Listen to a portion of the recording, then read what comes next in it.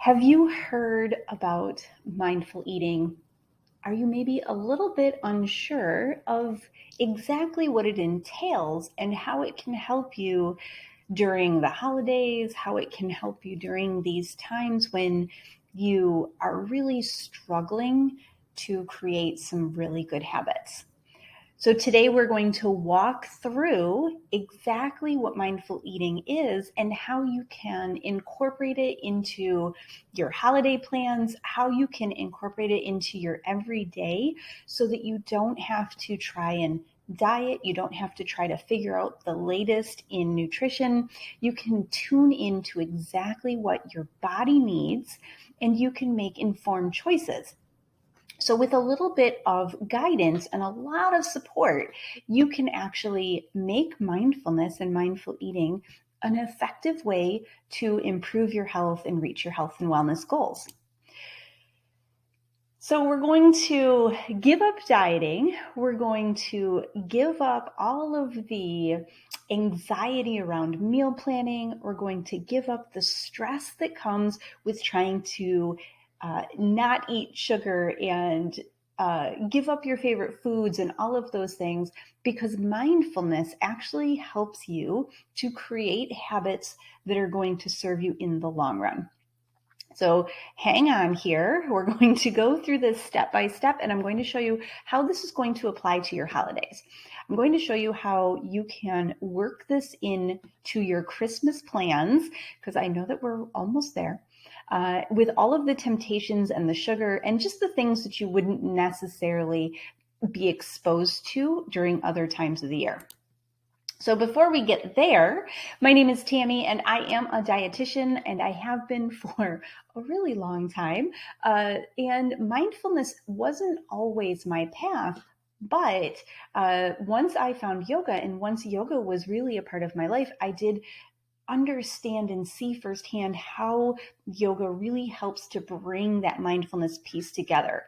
Now, I come from a family where eating disorders was a big thing. We had a few of them in my family. My mother, before she passed many, many years ago, she actually was a dancer and had a relationship with food that was less than ideal. She was anorexic, and that is what I was exposed to early in life, and that formed a lot of my opinions and rules around food.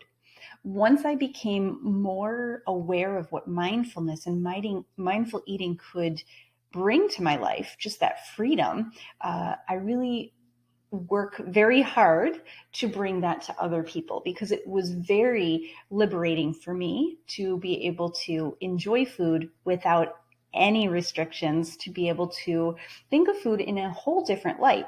Now, during the holidays, this is a big thing because we hear about what we should be doing, and New Year's is looming, and we're inundated with diets and, your end of the year plans to get everything perfect before we get to, the next year. So the holidays can be full of stress. And then you add on top of that you have so many temptations. It can be overwhelming. And I find that a lot of people will just give up and say, forget it, I'll worry about it on January 2nd. And that's not a sustainable way to live. If you're always saying, forget it, I'll worry about it in 2 months or 3 months, you're never going to get to your goals and your health can suffer. So this is really important to kind of keep your eye on the prize right now. And that's where mindfulness comes in. So we're going to go ahead and learn what you need to get started with mindful eating. Now, keep in mind, this practice is a lifetime practice. This is not a diet. This is not a plan that you're going to do for now and then, until the next thing comes along, or to bridge the gap between, the holidays and New Year's. This is your lifestyle now. Okay. So we're going to learn how to get started with the basics. This practice of mindfulness is always going to evolve. It's always going to change for you. But when we get the foundation really strong, it becomes second nature. I promise it's not going to be that hard. So why mindfulness? Well, I don't know what happened here. We had a little weird with my slide deck, but so why mindfulness?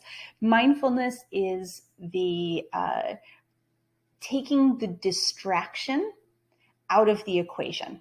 Okay, so mindfulness lets you make a decision now based on what's happening now, and that is what you need to do if you want to be diet free. Okay. When we have a diet, what do? We go through and we say, I'm going to eat these foods, this, and this, right? I'm not going to eat sugar. I'm not going to drink alcohol. I'm not going to have coffee. I'm not going to have pasta. I'm going to give up all of these foods, maybe even giving up meat and going vegetarian or vegan.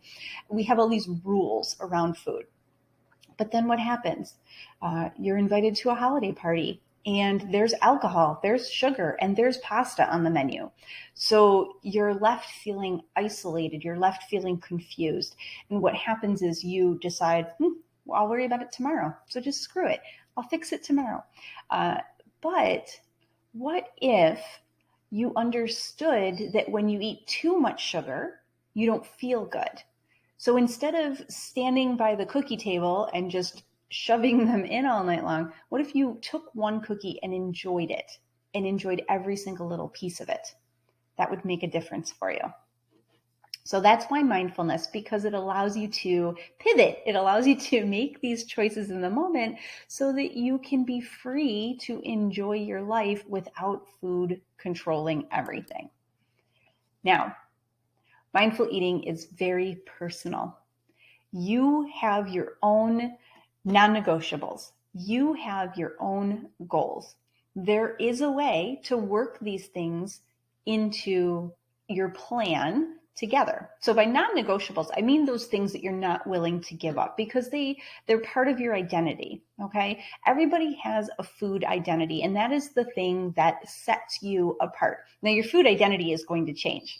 When I was very young, my food identity was the ability to literally eat anything and drink anything and still be able to maintain my physical appearance and my performance. And that was really important to me, to be able to maintain the performance in sports and recreational activities and dance and things that I was doing. So when I was younger, that was a lot easier. Now, fast forward a few decades, my food identity has changed somewhat. Now I'm looking at food from the perspective of long-term health, avoiding chronic disease. Performance is not really it's not really a primary focus for me. It's definitely there, right? I want to be able to tie my shoes and put my socks on, but it's not the same as it was 10 years ago or 20 years ago. Okay. So your food identity is one, it's very personal, and two, it's very individual. Those are pretty much the same thing, right? So, but it is all about you and what you need, and it's going to change. All right. Let's go ahead and look at the first step to mindfulness. So the first step is building awareness. Okay. You have to know where you are to know where you want to go. So when we think of mindful eating, awareness is just tapping into what you need, what you're feeling, and what you have that's influencing you in the moment. Okay. So in the example of the holiday party, knowing that you're in an environment that is full of triggers can be very helpful. If you know it going in, you can give yourself a little slack. You can have a pre-planned kind of, goal in mind. I'm not going to consume my entire day's worth of calories at this one party, whatever it might be. Okay. Or it could look very different. Awareness is tuning into when you're feeling stressed and overwhelmed. If the idea of planning one more dinner is just way more than you can handle right now because your time is of the essence, then maybe you make decisions that are going to give you some time back, right? You might do some meal prepping, or if you don't have time for that, you might allow yourself the opportunity to go out and enjoy a meal distraction-free with friends or with your husband or whatever it might be. So there are a lot of different versions of what awareness is, and that's what the That's kind of the point of mindfulness and mindful eating. So the next step is going to be intentional choices. Okay, so we're going to build awareness. We're going to make these choices based on that awareness for what you need right now. Okay, so the what is less important than the why. Okay, so let me break that down. It doesn't necessarily matter if you choose to have eggs for dinner or a 5-course, fully planned out, made from scratch meal that you created yourself. Okay, the actual meal itself becomes secondary to why you're choosing that thing. Okay, so when you're looking at what's for dinner, like I said, maybe you're tired because you haven't been sleeping well. Maybe it's cold and you need comfort food. Maybe it is the end of your week and you're really limited on what you have available in the house. The groceries are limited, right? So why are you choosing what it is that you need? How are you feeling? Do you feel run down? Do you feel overwhelmed? Do you feel happy? Which is another place where people can sometimes overeat, when they're at a party and they're hanging with friends and things are going really well and they're celebrating. Like, there's a lot of celebration happening this year, right? Because we're able to be around friends and loved ones again. So we're saying, I didn't get a chance to do this, so I'm going to enjoy this now. There are a lot of reasons why we make these choices. When you tap into the why, the what you choose becomes a little bit more clear. Okay, I don't have anything for dinner in the house, so I'm going to order pizza. Okay, that's great. You can do that. Can you choose a veggie pizza? Can you choose to only have one slice and maybe order a side salad to go with it? When you're making these intentional choices, you're creating habit pathways for another time. Okay?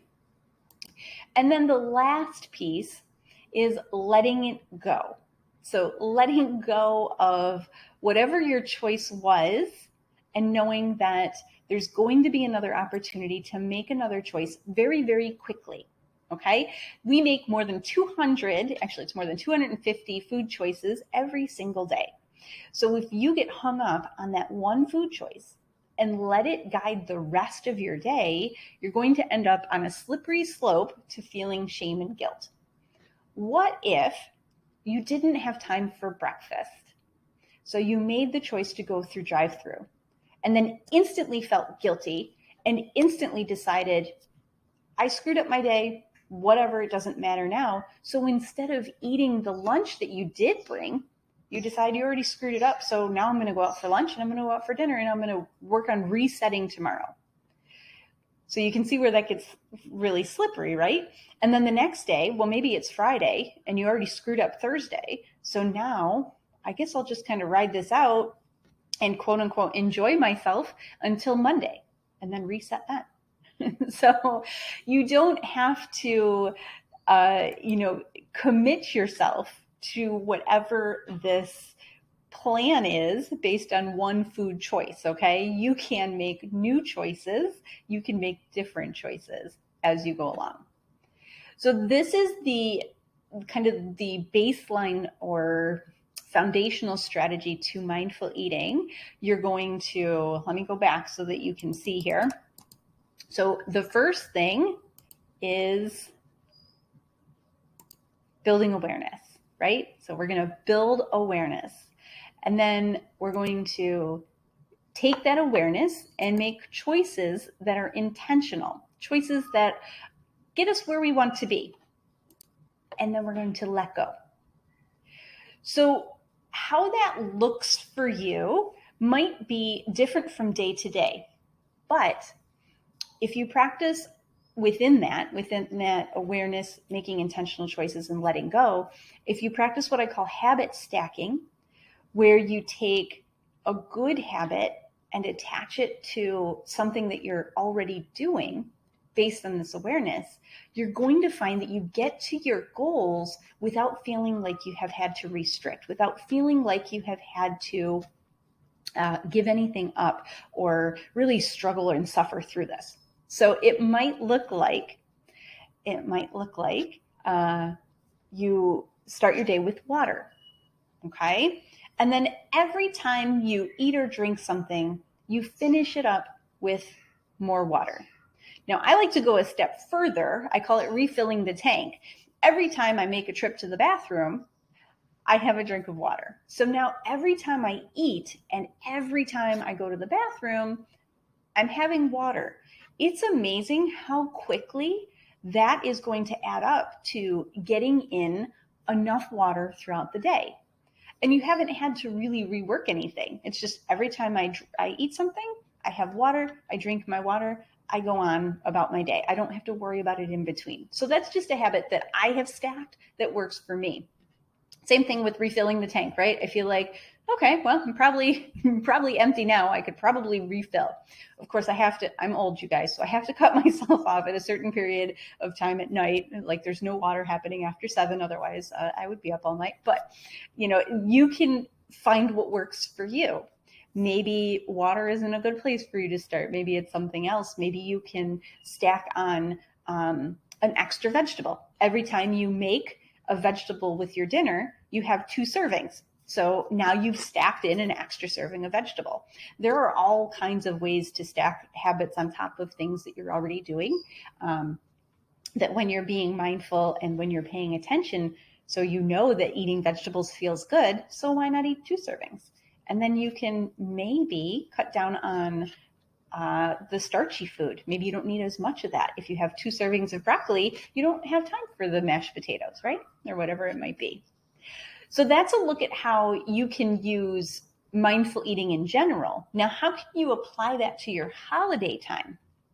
First of all, you can maybe get in the practice of pre-planning out your day with one simple goal for the day or one intention for the day.